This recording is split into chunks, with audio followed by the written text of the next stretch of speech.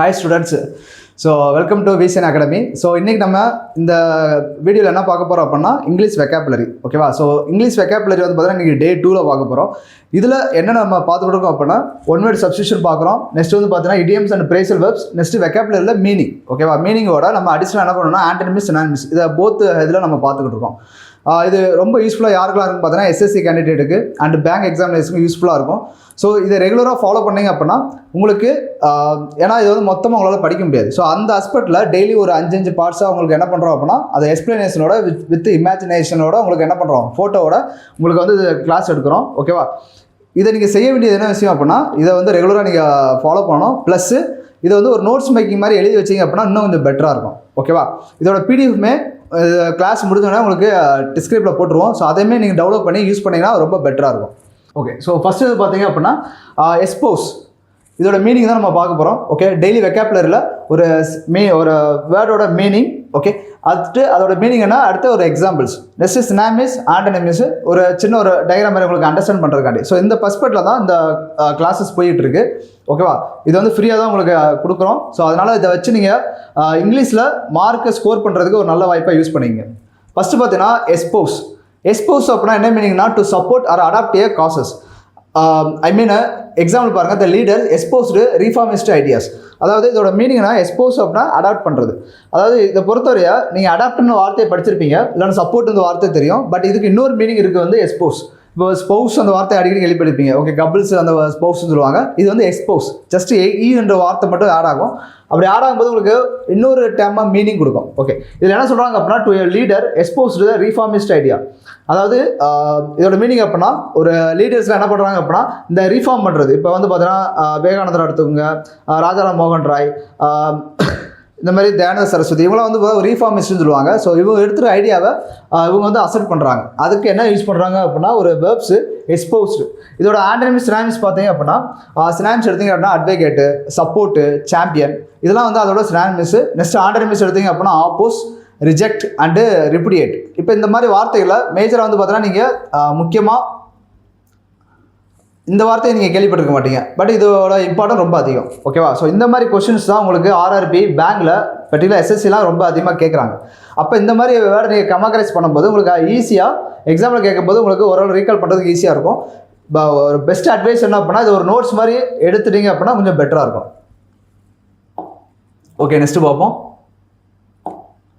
Next வந்து பார்த்தீங்கன்னா உங்களுக்கு இன்சிடியஸ். முன்னாடி பார்த்தது ஒரு வேர்ப்பு, இது வந்து ஒரு வேர்ப்பு கிடையாது, இது ஒரு அட்ஜெக்டிவ் மாதிரி யூஸ்ஃபுல்லாக இருக்கும். இன்சைடியஸ் அப்படின்னா என்ன அர்த்தம் பார்த்தீங்கன்னா proceeding gradually with harmful effect. ஒரு விஷயம் வந்து செயல்படுத்துகிறாங்க, அது ரொம்ப ஹார்ம்ஃபுல்லாக ஒவ்வொரு ஸ்டெப்பாக இன்க்ரீஸ் ஆகுது. ஓகேவா? ஃபார் எக்ஸாம்பிள் வந்து இன்சிடியஸ் ஸ்பிரிட், அதாவது ஒரு ஸ்பிரிட் ஆஃப் மிஸ்இன்ஃபர்மேஷன் நம்ம என்ன சொல்லலாம் அப்படின்னா ஃபேக் நியூஸ்னு சொல்லலாம். இந்த மாதிரி ஃபேக் நியூஸ் வரதை என்ன ஆகுது அப்படின்னா டேமேஜ் த பப்ளிக் ட்ரஸ்ட். அதாவது மக்கள் நம்பிக்கை வச்சுருப்பாங்க கவர்மெண்ட் மேலே, அந்த பப்ளிக் ட்ரஸ்ட் வந்து என்ன ஆகுது அப்படின்னா ரெடியூஸ் ஆகுது due to the fake news. இதோட சினானிமிஸ் என்ன பார்த்தீங்கன்னா சப்டில், ட்ரெஸரஸ், நெக்ஸ்ட் வந்து ஸ்டீத்தி. இதோட சினானிமிஸ். நெக்ஸ்ட் ஆண்டனிமிஸ் எடுத்தீங்க அப்படின்னா ஆபியஸ், நெக்ஸ்ட் வந்து ஹார்ம்லெஸ், ஸ்ட்ரெயிட் ஃபார்வர்டு. ஓகே, இதை எழுதி வச்சு படிச்சிங்க அப்படின்னா இன்னும் கொஞ்சம் பெட்டராக இருக்கும். அதான் உங்களுக்கு எம்பசைஸ் பண்ணுறது again and again. Okay, next பார்ப்போம். நெக்ஸ்ட் ஸ்குவல் மீன் என்ன அர்த்தம் அப்படின்னா டு சப்ரஸ் த ஒரு ஃபோர்ஸ்ஃபுல்லி இந்த டீம். ஒரு டீம் வந்து என்ன பண்ணுவாங்க அப்படின்னா சப்ரஸ் பண்ணுவாங்க. ஃபார் எக்ஸாம்பிள் இந்த மாதிரி ஸ்ட்ரைக் பண்ணுறாங்க அப்படின்னா அவங்கள வந்து கவர்மெண்ட் என்ன பண்ணுவாங்க அப்படின்னா இந்த மாதிரி ஆர்மி இதெல்லாம் யூஸ் பண்ணி சப்ரஸ் பண்ணுறது என்ன சொல்லுவாங்க அப்படின்னா ஸ்குவல்னு வார்த்தை யூஸ் பண்ணுவாங்க. Authorities ஆக்டடு swiftly to ஸ்குவல் the untrust. Untrust அப்படின்னா அந்த மொத்தமாக குரூப்பாக ஒரு ரெஸ்ட் இல்லாமல் இருக்கிறத அன்ட்ரஸ்ட்னு அந்த மாதிரி சொல்லுவாங்க. அதை வந்து கண்ட்ரோல் பண்ணுறாங்க யூஸிங் ஆஃப் த ஆர்மி. அதை என்ன சொல்லுவாங்க அப்படின்னா ஸ்பெல்னு சொல்லுவாங்க. அதோட சினானிமிஸ் எடுத்தீங்க அப்படின்னா சப்ரஸ், சப்டிவ், நெக்ஸ்ட் வந்து கர்ப். இதே வந்து ஆண்டனிமிஸ் எடுத்தீங்கன்னா insights and provoke and inflame. Okay, then fourth ஒன்று ஃபேசிட்டியஸ் அப்படின்னா அதுவுமே உங்களுக்கு எதில் வரும் பார்த்தீங்கன்னா ஒரு அட்ஜெக்டிவாக தான் வரும். Okay, very attentive to detail. இது என்ன அப்படின்னா ஒரு விஷயத்தை கவனமாக செயல்படுத்துறதா என்ன சொல்லுவாங்க அப்படின்னா ஃபேஸ்டியேட்னு சொல்லுவாங்க. ஃபேஸ்டியஸ். ஓகே, ஒரு விஷயத்தை கவனமாக ஒரு பொறுப்பாக பண்ணுறதா fastidious. He is a fastidious about the keeping the hair workshop clean. அவருடைய ஒர்க் பண்ணுற பிளேஸை ரொம்ப க்ளீனாக வச்சுக்க அவங்க ரொம்ப ஒரு ஃபேஸ்டியஸ் அப்படின்னா ரொம்ப அட்டென்டிவாக ரொம்ப கவனமாக இருப்பாங்க. ஓகேவா? இதோட சினானிமிஸ் எடுத்தீங்க அப்படின்னா மெடிகுலஸ், எக்ஸைட்டிங் அண்டு ப்ரிசைஸ். அதே வந்து ஆண்டனிம்ஸ் எடுத்தீங்க ஆப்போசிட்ஸ் மீனிங் எடுத்து அப்படின்னா கேர்லெஸ், ஸ்லோப்பி அண்டு நெக்லிஜென்ட். ஸோ இந்த நெக்லிஜென்ட் வார்த்தைலாம் கொஞ்சம் ரொம்ப முக்கியமான வார்த்தைகள். ஓகேவா? அடுத்து இதில் எடுத்தீங்க அப்படின்னா மெடிகுலஸ். ஸோ இந்த மாதிரி வார்த்தைகள்லாம் நீங்கள் ஒரு அதாவது ரூட் வேர்ட்ஸ்னு சொல்லுவாங்க. இதை படிக்கும்போதே நீங்கள் அதையும் ஈஸியாக வந்து மெமரைஸ் பண்ணிடலாம். ஸோ அதனால் இதை பெட்டர் ஐடியா வந்து பார்த்தீங்கன்னா ஒரு நோட்டு போட்டு கீப்பப் பண்ணிங்கன்னா இன்னும் கொஞ்சம் பெட்டராக இருக்கும். ஓகே அடுத்து நெக்ஸ்ட் வந்து பார்த்தீங்கன்னா சினானிம்ஸில் மீனிங்கில் விண்டிகேட். ஸோ விண்டிகேட் அப்படின்னா to clear from the flame. அதாவது என்ன அர்த்தம் அப்படின்னா நீங்கள் தப்பு பண்ணலன்னு சொல்லிட்டு என்ன பண்ணணும், நீங்கள் வந்து நிரூபிக்கணும். அதான் இதோட மீனிங் விண்டிகேட். த வெடிக்ட் விண்டிகேட் த அக்யூஸ்டு. ஸோ அக்யூஸ்டு தப்பு பண்ணதை கிளியராக என்ன பண்ணாங்க, அவங்க வந்து ப்ரூவ் பண்ணிட்டாங்க. அதான் விண்டிகேட். ஸோ விண்டிகேட் அப்படின்னா டு கிளியர், ஒரு தெளிவாக நீங்கள் என்ன தப்பு பண்ணேன்னு சொல்லி ப்ரூவ் பண்ணுறது என்னது விண்டிகேட். இதோட சினானிம்ஸ் எடுத்தீங்க அப்படின்னா அப்சோல் அண்ட் ஜஸ்டிஃபை. நெக்ஸ்ட் வந்து எக்ஸானரேட். நெக்ஸ்ட் இதோட ஆண்டனிம்ஸ் எடுத்தீங்க அப்படின்னா அக்யூஸ், ஃப்ளேம் அண்டு இன்கிரிமினேட். இது அகேன்ஸ்டுப்பா. ஓகே, இது வந்து பார்த்தீங்கன்னா சினானிம்ஸ்.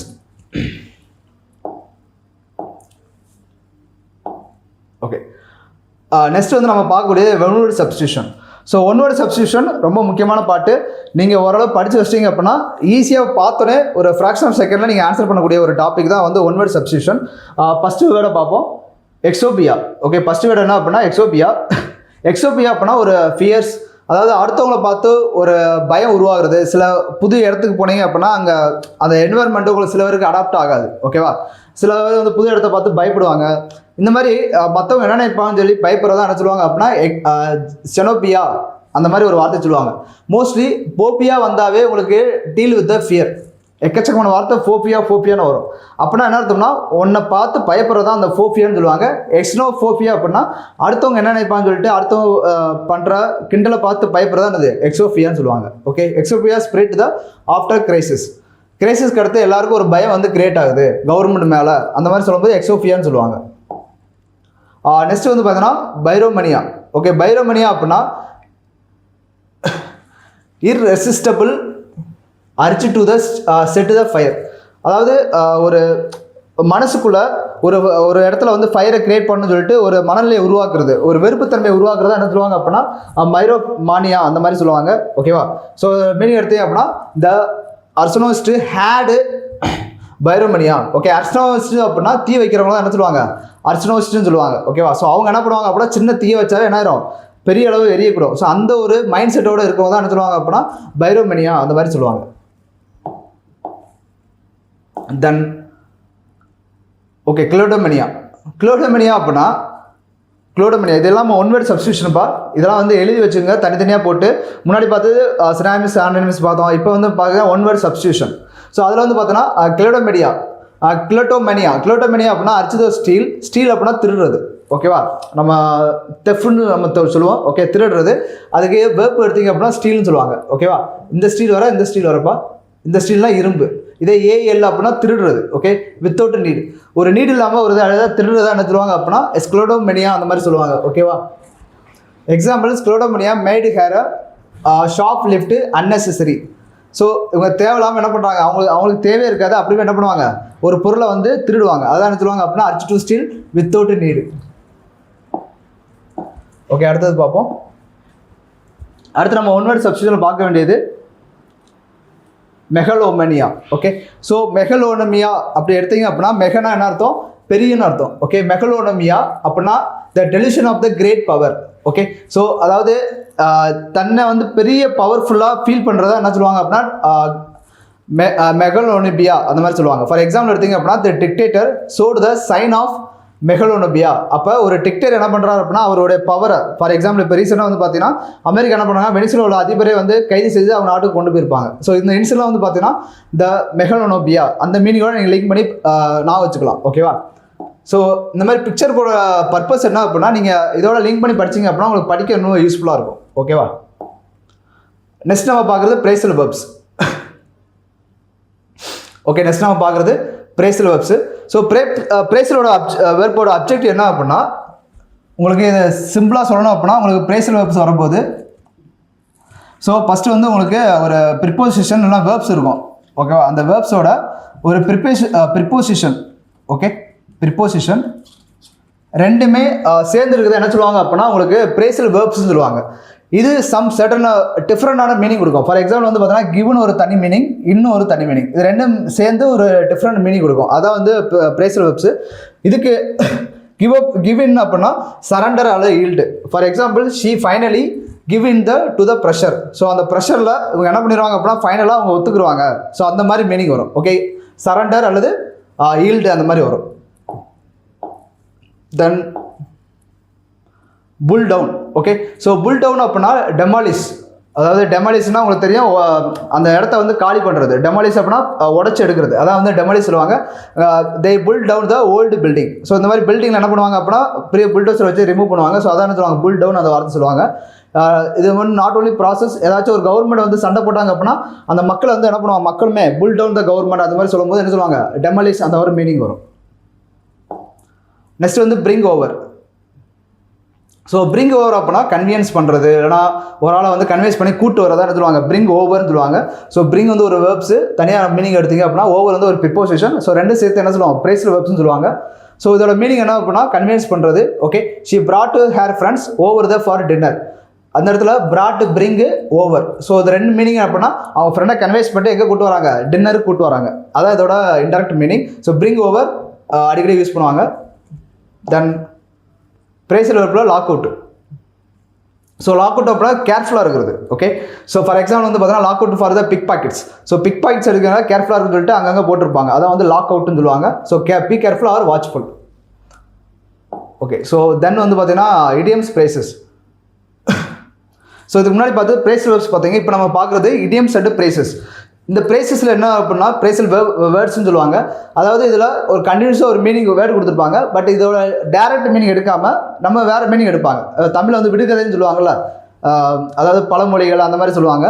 விடுகதை பழமொழிகள். ஓகே, அந்த பழமொழிகள் வந்து தான் நம்ம என்ன சொல்லுவாங்க, இடியம்ஸ் அண்ட் பிரேசஸ் சொல்லுவோம். ஓகே, அதாவது back to the drawing board.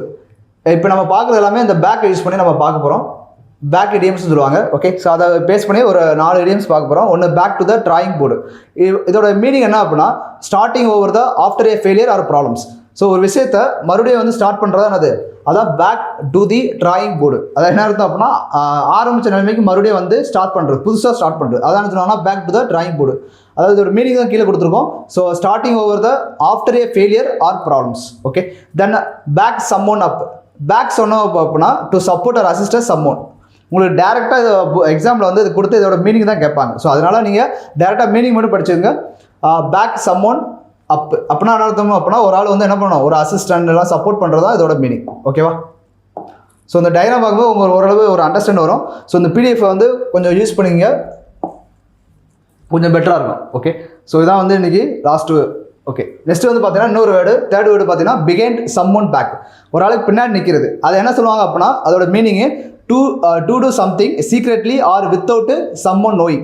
So ஒரு ஆள் அவருக்கு தெரியாமையே ஒரு விஷயத்தை செய்கிறதான்னு சொல்லுவாங்க. இந்த இடியம்ஸ் யூஸ் பண்ணுவாங்க, பிகைண்ட் சம்மோன்ஸ் பேக். நெக்ஸ்ட் வந்து back to basic. So back to basic அப்படின்னா அதாவது ஒரு ஃபண்டமெண்டலாக நீங்கள் படிச்சுட்டு வரதான் அது back to basic. To return to the fundamental elements of the something.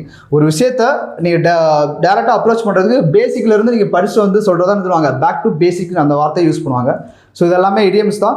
So இந்த மாதிரி வரதை கொஞ்சம் நோட்ஸ் பண்ணி ஒரு நோட்டை ஃபாலோ பண்ணி எழுதுங்க. ஓகேவா? இது வந்து கண்டினியூ ஆகும் அப் டு எவ்வளோ வேர்ட்ஸ் இம்பார்ட்டனோ அந்த வேர்ட்ஸு டெய்லியுமே உங்களுக்கு யூஸ்ஃபுல்லாக இருக்க மாதிரி தான் இங்கே வீடியோ இது பண்ணுறோம். ஓகேவா? ஸோ சப்ஸ்கிரைப் பண்ணுங்கள், கண்டிப்பாக இது யூஸ்ஃபுல்லாக இருக்கும். இதை உங்கள் ஃப்ரெண்ட்ஸுக்கும் ஷேர் பண்ணுங்கள். Okay, so thank you so much.